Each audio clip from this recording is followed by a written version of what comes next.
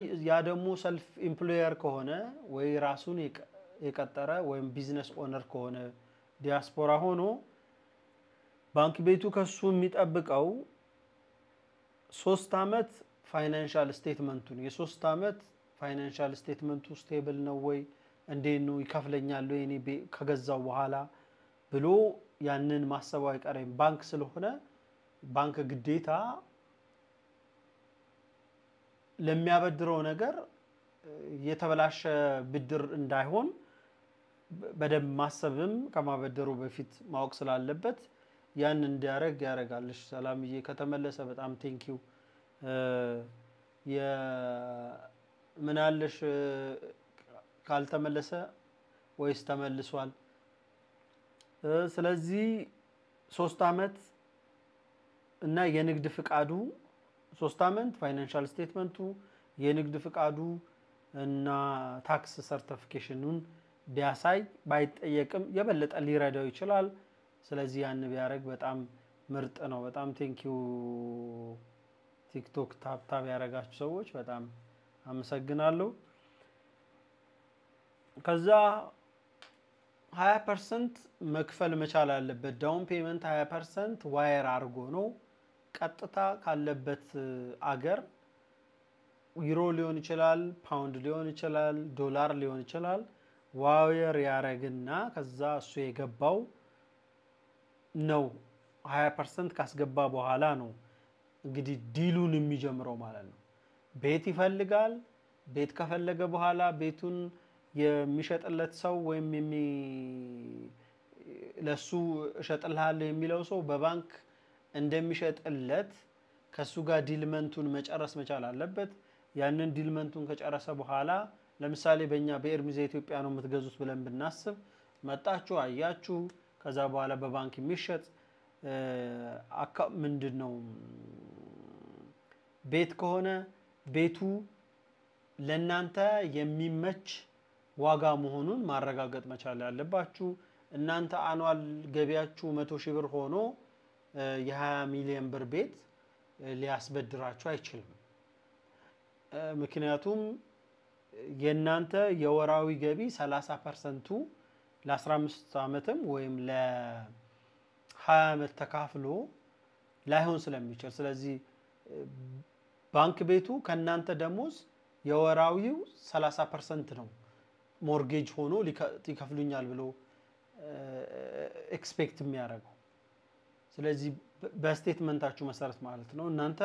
ዲል የምታረጉበት ሩም ዝግ አይደለም ይሄ ንግድ ስለሆነ ባንካችሁን ማሳመን በቻላችሁበት መንገዶች ሊኖሩት ይችላሉ ግን ፎርማሊ መንገዱ እንደዚህ ነው እናንተ 100,000 ብር ያስገባ 100,000 ዶላር ወይም በውጭ ብር ማለት ነው እናንተ ያንን መጠን ያስገባችሁ 200,000 ዶላር ከሚያስገባ እኩል ብድር ሊሰጣችሁ አይችልም ባንክ ቤቱ ስለዚህ እናንተ የምታስገቡት አመታዊ 40,000 ዶላር ከሆነ 5 ሚሊዮን አካባቢ ኮንዶሚኒየም ምናምን ልገዙ ነው የምትችሉት ሙሉ ቤት ትልቅ ቤቶች ላገዙት ይችላልላችሁ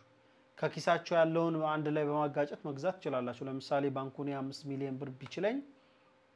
ችግር የለውም እኔ ከኪሴ ይሄን ያህል ከፍዬ ልገዛው ይችላልለው የናንተ ስለ ሰርታችሁ እንደዛ ማድረግ ትችላልላችሁ እንጂ ሙሉ ለሙሉ ለብድር በመታገኙት አመታዊ ገቢ ላይ የተመሰረተ ነው ስለዚህ አመታዊ ገቢያችሁ የወራዊ ገቢያችሁ 30% ነው ኤክስፔክት የሚያደርገው ሞርጌጅ ለናንተ ስለዚህ የምትበደሩት እንደዛ ነው ማለት ነው እንግዲህ ምናልባት ወሰብሰብ ያለ ነገር ካለ በኮሜንት ላይ ብጽፉልኝ በኮሜንት ላይ ያንን መልስ ልሰጥበት ይችላል ቀላል ስለሚሆን ማለት ነው ቀላል ስለሚሆን በኮሜንት ላይ መልስ ልሰጥበት ይችላል ግራም ያጋባ ነገር ከነገርኳችሁ ዩቲዩብ ላይም ወይ ቲክቶክ ላይም ላላችሁ ሰዎች ስለዚህ እዚህ ደርሳችሁ ባንክ ቤታችሁ አሁንም በቃ እኔ ገዛላችኋለሁ በአካል ሄጄ ቤቱን እስቲሜት ላርገው ብሎ ካለ ኢንጂነሮቹን ወይም ደግሞ የግምት ስራ የሚሰሩትን ሰዎች ቤታችሁ ይመጣሉ ያዩታል እዛ ገዢው ቤት ይመጣሉ ያዩታል ቤቱን ይገምቱላችኋል የሚገምቱላችሁ እንደነገርኳችሁ የመጠቀሚያ ቦታ የተገነባበት ቦታ በፍሎር ፎቅ ሲሆን በፍሎር ነው የሚሰላው ቀደም 100 ካሬ ላይ የተሰራ ቤት G+2 ቢሆን G+2 ማለት ምን ማለት ነው ወለሉ አንድ ወለል 100 ካሬ አንደኛው ፎቅ 100 ካሬ 200 ካሬ እንዲሁም ሁለተኛው ፎቅ 100 ካሬ 300 ካሬ መጠቀሚያው ደግሞ 75 ካሬ ቢሆን ወይም ግቢያችሁ 75 ካሬ ነው ብለን ብናስብ 75 ካሬ መጠቀሚያ ቢሆን በጠቅላላ ግቢው አጠቃላይ ስታዩት 175 ካሬ የሆነ ቤት ቢሆንም ባንክ ቤቱ ኮንክሪት የተቀመጠውን 300 ካሬ 75 ካሬ መጠቀሚያ ብሎ ለመጠቀሚያ በካሬ የሚያወጣው ዋጋ እንዲሁም ደግሞ ኮንክሪቱ ያረፈበት ቤቱ ስትራክቸሩ ምኑ ያረፈበትን የሚያወጣበት አጠቃላይ የፊኒሺንጉ ደግሞ መጠን ከፍ ያለ ከሆነ የፊኒሺንጓን ትንሽ ሊጨምር ይችላል የፊኒሺንጓን ትንሽ ሊቀንስ ይችላል ያጨራረሱ ሁኔታን በካሬ ተሰልቶ ነው እንግዲህ ይሄን ያህል እኔ ለዚህ እንድትገዙ ፍቃድ አለኝ የሚላችሁ ፈቀደላችሁ ባንክ ቤቱ ከፈቀደ ቀጥታ እናንተ ምንድነው የምታረጉት ባንክ ቤቱ ጋር ሰውየው ወስዳችሁታል ለባንክ ቤቱ ለሰውየው ደብዳቤ ይጽፍለታል የዋራንትድ ሌተር ይጽፍለታል እኔ ጋራንትድ ነኝ ሰነዶች ማረጋገጫ ሄደ ፈርምለት ብር ሳይቀበል ያ ሻጭ ሰውዬ ብር ሳይቀበል ባንክ ቤቱን አምኖ ነው ደብዳቤ ወስዶ በቃ ከባንክ ቤቱ ልክ ሰነዶች ማረጋገጫ ተፈራርሞ ክፍለ ከተማ ተመልሶ በሰውየው ፊት በገዢ ስም ይሆናል ሻጭ ብሩን ሳይቀበል በደብዳቤ ብቻ በባንክ ዋስትና ማለት ነው ገዢ በስሙ ካርታው ይሆናል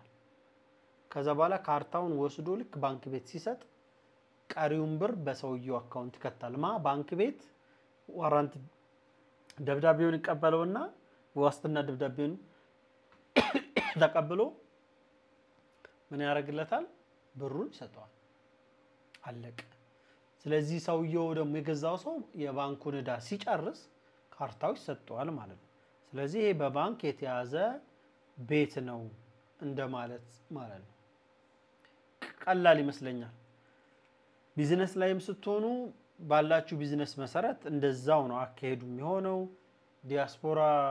አካውንት ከፍታችሁ ለመጠቀም ለምትፈልጉ አገር ውስጥ ሆናችሁ ቤት መግዛት